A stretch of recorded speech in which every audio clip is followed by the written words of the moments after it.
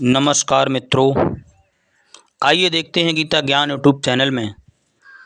कहते हैं विश्वास में ही भगवान है। कैसा विश्वास होना चाहिए भगवान के लिए।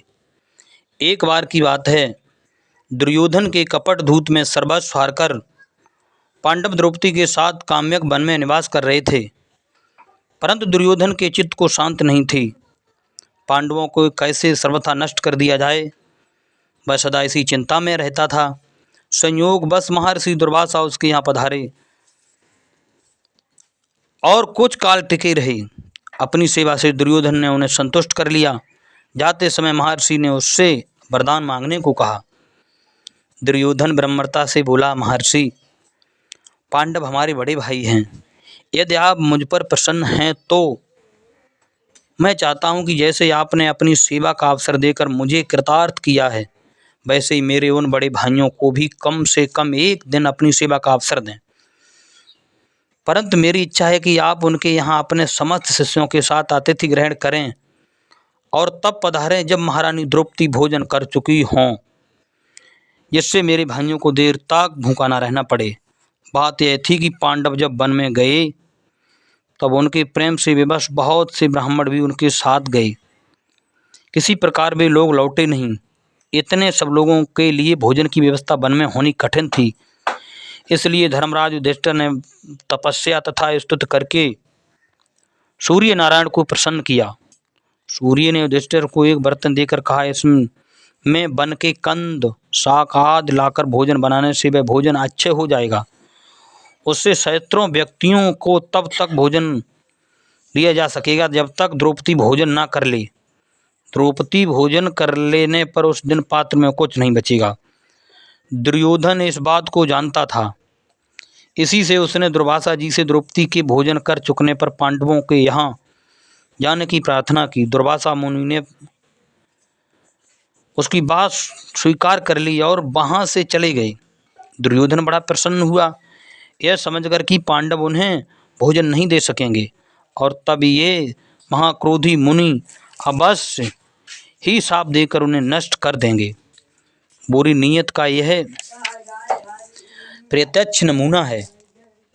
महर्षि दुर्वासा तो दुर्योधन को वचन दे ही चुके थे।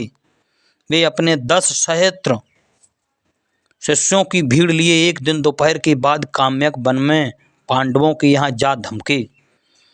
10 सहस्त्र 10,000 संत महात्मा ऋषि ब्राह्मणों को लेकर के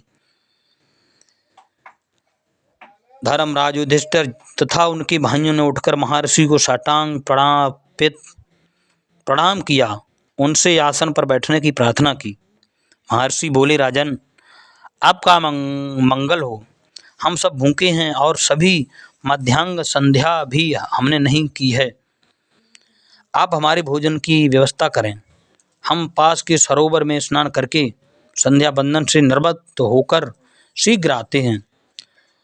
स्वभावतः धर्मराज ने हाथ जोड़कर नम्रता से कह दिया, देव संध्यादि से निवृत्त होकर शीघ्र पधारें। पर जब दुर्वासा जी शिष्यों के साथ चले गए तब चिंता से युधिष्ठिर तथा उनके भाइयों का मुख सूख गया। उन्होंने द्रौपदी जी को बुलाकर पूछा तो पता लगा कि वे भोजन कर चुकी हैं। महाक्रोधी दुर्वासा जी भोजन न मिलने पर अवश्य शाप देकर भस्म कर देंगे। यह निश्चित था और उन्हें भोजन दिया जा सके इसका कोई भी उपाय नहीं था। अपने पतियों को चिंतित देखकर द्रौपदी जी ने कहा, आप लोग चिंता क्यों करते हैं, श्याम सुंदर सारी व्यवस्था कर देंगे। धर्मराज बोले, देवी, श्री कृष्णचंद्र यहाँ होते तो चिंता की कोई बात नहीं, किंतु अभी तो वे हम सब लोगों से मिलकर अपने परिकरों के साथ द्वारका गए हैं। उनका रथ तो अभी द्वारका पहुँच भी नहीं पाया होगा। द्रौपदी ने दृढ़ विश्वास से कहा, वे कहाँ जाते कहाँ आते, ऐसा कौन सा स्थान है जहाँ वे नहीं हैं। वे तो यहीं हैं और अभी अभी आ जाएंगे। द्रौपदी जी झटपट कुटिया में चली गईं और उस जनरक्षक आर्तनाशन मधुसूदन को मन ही मन पुकारने लगीं। पांडवों ने देखा कि बड़े वेग से 4 श्वेत घोड़ों से जुता द्वारकाधीश का गरुड़ ध्वज रथ आया और रथ के खड़े होते ना होते वे मयूर मुकोटी उस पर से कूद पड़े। परंतु इस बार उन्होंने न किसी को प्रणाम किया और न किसी को प्रणाम करने की अवसर दिया। वो तो सीधे कुटिया में चले गए और अत्यंत क्षुधातुर की भांति आतुरता से बोले, किसड़े, मैं बहुत भूखा हूँ, झटपट कुछ भोजन बना दो। द्रौपदी ने देखा। द्रौपदी कहने लगी, तुम आ गए भैया, मैं जानती थी कि तुम अपनी बहन की लाज बचाने जरूर आओगे। द्रौपदी जी में जैसे नए प्राण आ गए। वे हड़बड़ाकर उठी। महर्षि दुर्वासा को भोजन देना है, पहले मुझे भोजन दो, फिर और कोई बात। मुझसे खड़ा नहीं हुआ जाता भूख के मारे। आज श्याम सुंदर को अद्भुत भूख लगी थी, परंतु मैं भोजन कर चुकी हूँ। सूर्य का दिया बर्तन धो मांझ कर धर दिया है, भोजन है कहाँ?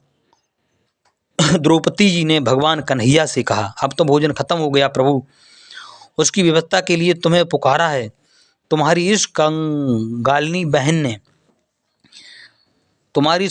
बहन ने इस भोजन की व्यवस्था के लिए तुम्हें बुलाया है।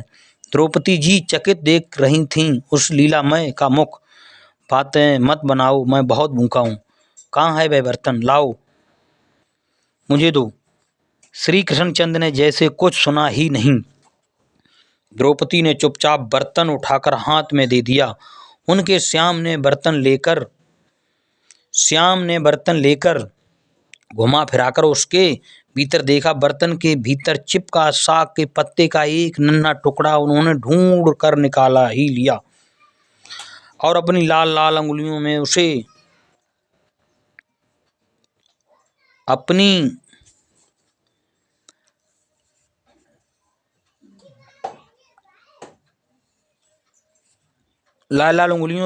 लेकर बोले, तुम तो कहती थी कि कुछ है ही नहीं, ये क्या है? इससे तो सारे विश्व की क्षुधा दूर हो जाएगी, सारे विश्व की भूख खत्म हो जाएगी। द्रौपदी जी चुपचाप देखती रही और उन द्वारकाधीश ने वह साग पात्र मुख में डाला, ये कहकर विश्व आत्मा इससे तृप्त हो जाएं, और बस डकार ले ली। विश्व आत्मा श्री कृष्णचंद्र ने तृप्त की डकार ले ली तो अब विश्व में कोई अतृप्त रहा कहाँ, सब कोई भूखा नहीं रहा। सब वहाँ सरोवर में स्नान करते महर्षि दुर्वासा तथा उनके शिष्यों की बड़ी विचित्र दशा हुई। उनमें से प्रत्येक को डकार पर डकार आने लगी। सबको और देखने लगे। अपनी और शिष्यों की दशा देखकर दुर्वासा जी ने कहा, मुझे अम्बरीश की घटना का स्मरण हो रहा है। पांडव वन में हैं, उनके पास वैसे ही भोजन की कमी है, यहाँ हमारा आना ही अनुचित हुआ। और अब जय कृष्ण श्री कृष्ण मित्रों।